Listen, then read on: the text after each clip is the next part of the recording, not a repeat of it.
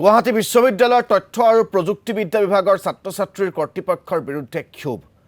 কিছুদিন পূৰ্বে বিদ্যালয়খনৰ 10টাকৈ ইণ্টিগ্ৰেটেড পাঠ্যক্ৰম কৰ্তন কৰাৰ জাননী জাৰি কৰিছিল।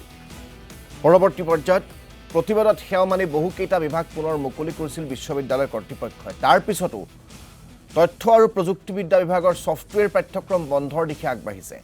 কৰ্তৃপক্ষৰ লগত আলোচনাৰ বাবে যাওঁতে পঞ্জীয়কে দুৰ্ব্যৱহাৰ কৰাৰ অভিযোগ একাংশ ছাত্ৰ-ছাত্ৰীৰ।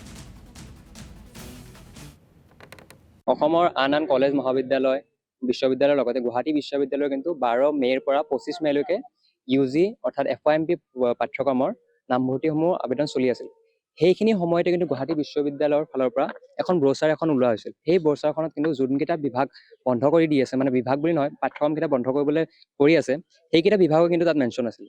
চ' যদি বিশ্ববিদ্যালয় যিখন সেইকেইখন পাঠ্যক্ৰম যদি বন্ধ কৰিলে, আমাৰ ছফ্টৱেৰ ডেভেলপমেণ্ট যদি বন্ধ কৰিবলৈ বিচাৰিছিলে, তেওঁলোকে আগতীয়াকৈ এখন জাননী দিব লাগিছিল। কেইদিনমানৰ পৰা আমি একেৰাহে তেখেতলোকৰ লগত মানে বিশ্ববিদ্যালয়ৰ কৰ্তৃপক্ষৰ লগত পাতিবলৈ চেষ্টা কৰি আছো যে তেখেতলোকে কিয় এনেকুৱা কৰিলে, কিয় মানে ঘপককে এটা চলি থকা প্ৰগ্ৰেম তেখেতলোকে ডিছকণ্টিনিউ কৰিব গৈ আছে। কেইদিনমান আগতে আমাৰ মাননীয় পঞ্জীয়ক মহোদয়ে জনাইছিল যে আমাৰ বিশ্ববিদ্যালয়ৰ 10টা ডিপাৰ্টমেণ্ট ল' ডিমাণ্ডিঙৰ কাৰণে বন্ধ কৰি দিয়া হৈছে, মেজৰ ছাবজেক্টটো বন্ধ কৰি দিয়া হৈছে।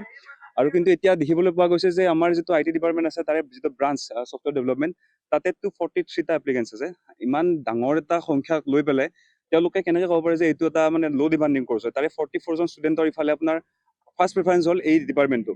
আৰু আচলতে তেওঁলোকে যদি এই ডিপাৰ্টমেণ্টটো ল' ডিমাণ্ডিং বা আগতে বন্ধ কৰিম বুলি তেওঁলোকে কিবা মানে প্লেন কৰিছিলে, তেতিয়াহ'লে যেতিয়া তেওঁলোকে ব্ৰচাৰখন দিছিলে, তাতে এই ডিপাৰ্টমেণ্টটো তেওঁলোকে এভেইলেবল কৰিব নালাগিছিলে। আৰু আচলতে এই ছাত্ৰ-ছাত্ৰীৰ লগত তেওঁলোকে যি খেলিলে, আচলতে হেতালি খেলা বুলি ক'ব লাগিব। কাৰণ ইতিমধ্যে বহু ছাত্ৰ-ছাত্ৰী এনেকুৱা আছে যিয়ে অকল এই ডিপাৰ্টমেণ্টত এপ্লাই কৰিছে আৰু তেওঁলোকৰ হাতত এতিয়া বেলেগ অপশ্যন নাই। তেওঁলোকৰ হাতৰ পৰা এটা শিক্ষাবৰ্ষ নোহোৱা হৈ যাব, তেওঁলোকৰ হাতৰ পৰা এটা শিক্ষাবৰ্ষ বিনষ্ট হৈ যাব।